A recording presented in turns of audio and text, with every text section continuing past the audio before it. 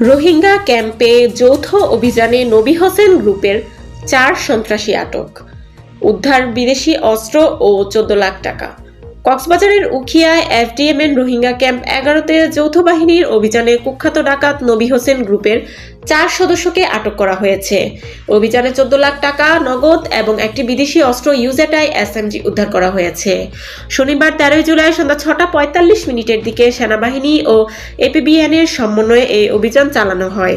আটককৃতদের মধ্যে রয়েছে মোহাম্মদ আনাস, মনসুর আহমেদ, ইয়াসিন আরাফাত এবং কেফায়েতুল্লাহ।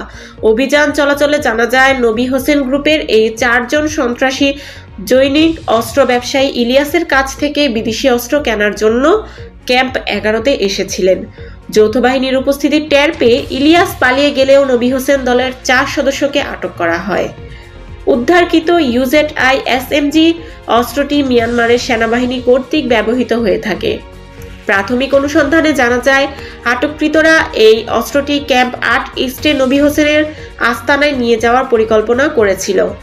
যাচাই আরও বেরিয়ে আসে, ডাকাত নবী হোসেন আরকান রোহিঙ্গা আর্মির ARA কমান্ডার হিসেবে কাজ করছে।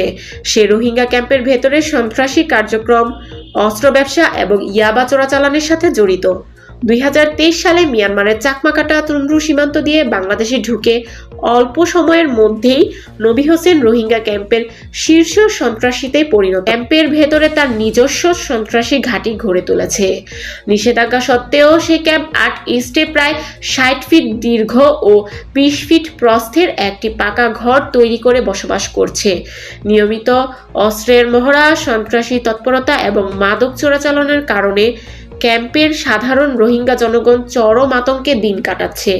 নিরাপত্তা বিশ্লেষকরা মনে করছেন, অবিলম্বেই এই চক্রের বিরুদ্ধে কঠোর ব্যবস্থা না নিলে রোহিঙ্গা ক্যাম্পের আইন শৃঙ্খলা পরিস্থিতি নিয়ন্ত্রণের বাইরে চলে যেতে পারে। Sumaiya Akhtar, news desk.